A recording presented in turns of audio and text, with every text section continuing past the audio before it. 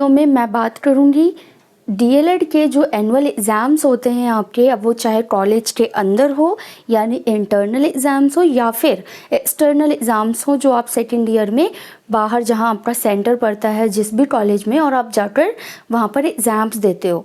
तो ये जो दोनों ही एग्ज़ाम्स हैं आपके, इंटरनल और एक्सटर्नल, उसका जो पैटर्न है वो इसी साल से लेटेस्ट जो है रिसेंटली चेंज हुआ है। ये पहली बार हुआ है ऐसा कि डीएलएड में जो एनुअल एग्ज़ाम्स होते थे उसके पैटर्न में चेंज किया गया हो।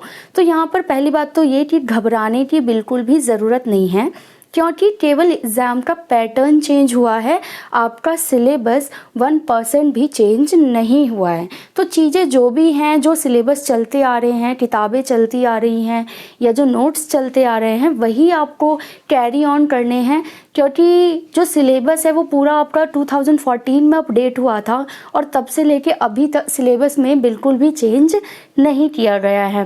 तो इसी चैनल पर सभी जो सब्जेक्ट हैं आपके डीएलएड में फर्स्ट ईयर और सेकंड ईयर दोनों के ही 10 के 10 सब्जेक्ट जो हैं सबके यूनिट वाइज जो है वीडियो डली हुई है, तो आप वो देख सकते हो। उससे आपका जो है पूरा का पूरा एक सब्जेक्ट क्लियर हो जाएगा। या फिर आप उसको देखने के बाद भी एक क्विक रिवीजन लेना चाहते हो तो जो मैराथन वीडियोज़ होती हैं जो 2-2.5 घंटे की होती है, उसमें आपका एक सब्जेक्ट जो है वो एटलीस्ट अगर आप सिर्फ ऑडियो फॉर्म में भी सुनते हो तो क्लियरिटी जो है वो और ज़्यादा हो जाएगी। तो घबराने वाली बात बिल्कुल भी नहीं है। यहाँ पर पैटर्न चेंज करने के पीछे इनके रीजंस भी है, क्योंकि जिस तरीके से बच्चों को आगे जाके कॉम्पिटिटिव एग्ज़ाम्स में शामिल होना होता है, जैसे कि सीटेट हो गया या केवीएस हो गया या DSSS हो गया, तो यहाँ पर जो होता है ना ऑब्जेक्टिव क्वेश्चन ज़्यादा आते हैं। वहाँ पर सब्जेक्टिव क्वेश्चन तो होते नहीं है कि आप 5 नंबर का लिखो या 20 नंबर का लिखो, वहाँ पर सीधे सीधे आपको 1-1 मार्क के क्वेश्चन देने होते हैं। तो बच्चों को पहले से तैयार करने के लिए थोड़ा सा पैटर्न जो है वो चेंज कर दिया गया है। तो पैटर्न में चेंज करने से जो आपका क्राइटेरिया है ना वो भी यहाँ पर इफेक्टेड नहीं हुआ है, जैसा कि पहले होता था कि 25 नंबर की आपकी प्रैक्टिकल है नॉर्मल सब्जेक्ट में, और जो प्रैक्टिकल सब्जेक्ट है उसमें 50 नंबर का प्रैक्टिकल और 50 नंबर का आपका पेपर आएगा। और जो नॉर्मल आपके कोर पेपर होते हैं उसमें 25 नंबर का प्रैक्टिकल यानी कॉलेज वाले आपको देंगे और 75 नंबर का पेपर आपका होगा। बाकी ये जो 75 नंबर का पेपर होगा इसके अंदर पहले जैसा कि अगर आपने देखे हो क्वेश्चन पेपर तो 5 और 8 नंबर के क्वेश्चन होते थे, लेकिन अब क्या हुआ है कि पैटर्न चेंज हो गया है। तो सबसे पहले तो मैं आपको यहाँ पर एक एग्जाम्पल के रूप में पूरा पेपर दिखा रही हूँ कि कैसा पेपर आपको देखने को मिलेगा एग्ज़ाम्स में। और ये है आपका कोर पेपर 75 नंबर का। तो यहाँ से आपको आइडिया मिल जाएगा कि जो 75 नंबर के आपके पेपर होंगे उसमें पैटर्न जो है वो किस तरीके से आएंगे और कैसे आप जो है क्या क्या स्ट्रैटेजीज़ हैं, कैसे आप क्वेश्चन को अटैम्प्ट करें। तो यहाँ पर ये समझ लो मॉडल पेपर आपको मैं यहाँ पर सोशल स्टडीज़ का दिखा रही हूँ, और बाकी जितने भी आपके कोर पेपर हैं 75 नंबर वाले वो इसी तरीके से आपको मिलेंगे देखने के लिए जब आप एग्ज़ाम देंगे। तो देखिए यहाँ पर जो पेपर है आपका डिवाइड किया गया है 4 पार्ट्स में, ABCD, जैसा कि बोर्ड एग्ज़ाम्स वगैरह में होता है। अगर आपने CBSE का पेपर दिया हो, NCERT का पेपर दिया हो 12th में, तो आपको ध्यान होगा कि इसी तरीके का पैटर्न जो है वो NCERT अपनाता है। तो DLED में भी अब इस पैटर्न को रिलीज़ कर दिया गया है। पहले जो आएगा सेक्शन A, यहाँ पर उसमें आपको 10 क्वेश्चन दिए जाएंगे जो कि 1-1 मार्क के लिए होंगे। फिर सेक्शन B आएगा जिसमें 5 क्वेश्चन होंगे और 2-2 नंबर के होंगे। फिर सेक्शन C आएगा जिसमें कि 3-3 नंबर के क्वेश्चन होंगे 5, और लास्ट में आपको जो है 5 क्वेश्चन मिलेंगे 8-8 नंबर के। तो ये वाली तो सेम चीज़ है जो कि पहले भी 8-8 नंबर के प्रश्न आते थे। अगर आप प्रीवियस ईयर देखोगे क्वेश्चन पेपर चैनल पर वो भी डला हुआ है, आप उसे भी देख सकते हो। तो 8 नंबर के क्वेश्चन कैसे अटैम्प्ट करने हैं वो भी आपको वहाँ से पता चल जाएगा। तो अब मैं आपको जो है क्वेश्चन पेपर इंट्रोड्यूस करती हूँ कि जो सेक्शन A है वो कुछ इस तरीके से MCQ में आपको दिखाई देगा, और एक नंबर के ये MCQ होंगे, और जैसे जैसे आप आगे बढ़ेंगे क्वेश्चन आते जाएंगे। तो ये 1 क्वेश्चन 2 3 4 आप देख रहे हैं कि ये सब MCQ है। 5 तो यहाँ तक आपका जो सेक्शन ए है, ए के नंबर के लिए 10 क्वेश्चन एमसीक्यू के फॉर्म में आएंगे। घबराने की ज़रूरत नहीं है, अपना कॉन्सेप्ट क्लियर रखिएगा। अगर आपको आता है सब्जेक्ट समझ में कि कोई सब्जेक्ट क्या है, उसकी चीज़ें क्या है, नॉलेज क्या है, तो आप ये एमसीक्यू भी इजीली अटैम्प्ट कर पाएंगे। अब देखिए सेक्शन बी की तरफ जाते हैं और यहाँ पर 2-2 नंबर के क्वेश्चन स्टार्ट हो जाएंगे, जो कि टोटल 5 क्वेश्चन होंगे। और यहाँ पर क्या होगा ना, आपको 2 कथन दिए जाएंगे जिसको आपको समझना होगा और फिर बताना होगा कौन सा सही है, कौन सा गलत है, दोनों सही है या दोनों गलत है। तो यहाँ पर थोड़ा आपका ज़्यादा क्रिटिकल माइंड यूज़ होगा, इसलिए यहाँ पर ये 2-2 मार्क्स के क्वेश्चन दिए गए हैं। हालांकि ये भी एमसीक्यू फॉर्म में ही है, लेकिन यहाँ पर आपको डबल मेहनत करनी है, इसलिए यहाँ पर आपको डबल मार्क्स दिए जा रहे हैं। क्वेश्चंस को ध्यान से अगर आप चाहें तो वीडियो को रोक कर दे सकते हैं। अब जो स्टार्ट हो जाएगा आपका सेक्शन सी यहाँ पर, और यहाँ पर 3-3 नंबर के क्वेश्चन आपके डायरेक्ट पूछे जाएंगे, जहाँ पर आपको 3-3 पॉइंट में आंसर देने होंगे। देखिए मैं यहाँ पर आपको सिर्फ क्वेश्चन पेपर दिखा रही हूँ इस वीडियो में, ताकि एटलीस्ट आपको जो है एक इंट्रो मिल जाए कि किस तरीके का पेपर आपको एग्ज़ाम में देखने को मिलेगा।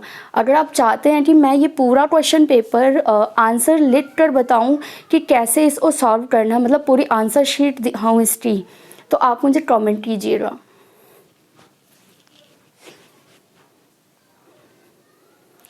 3-3 मार्क्स के क्वेश्चन यहाँ पर चालू हो जाएंगे और 5 क्वेश्चन आएंगे सीधे आपको।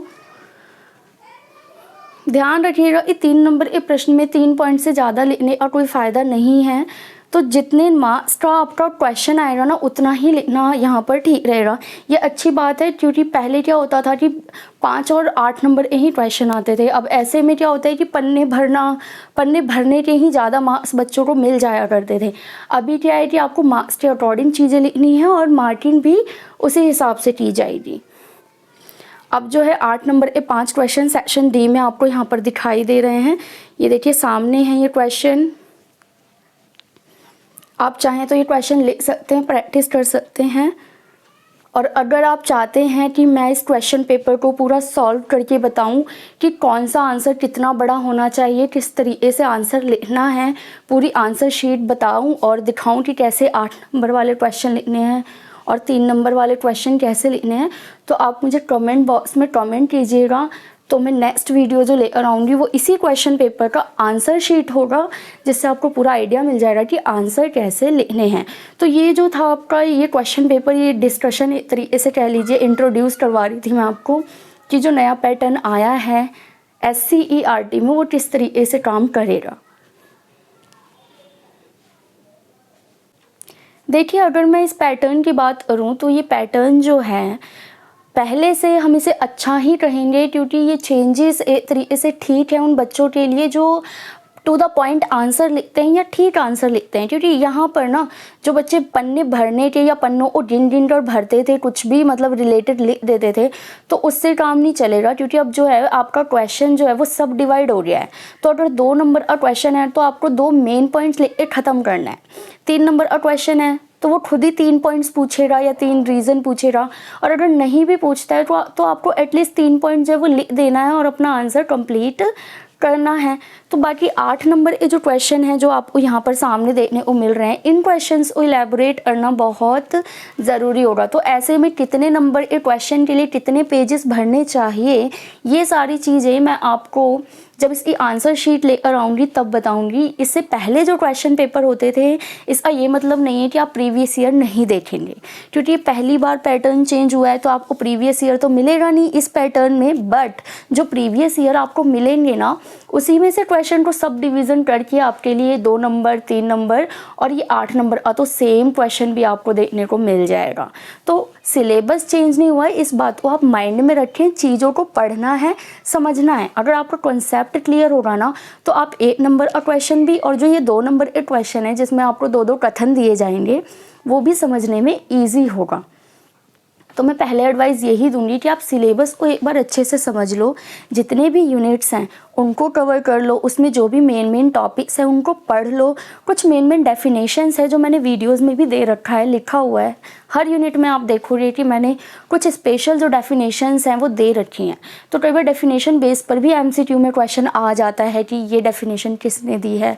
तो ये सारी चीज़ें ध्यान आपको थोड़ी सी रखनी पड़ेगी।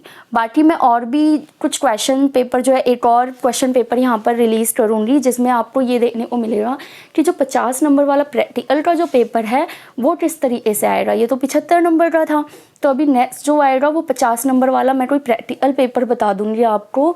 और अगर आपको आंसर्स चाहिए कि आंसर्स कैसे लिखना है तो कमेंट ज़रूर कीजिएगा और मैं इसकी आंसर शीट फिर लेकर आऊँगी।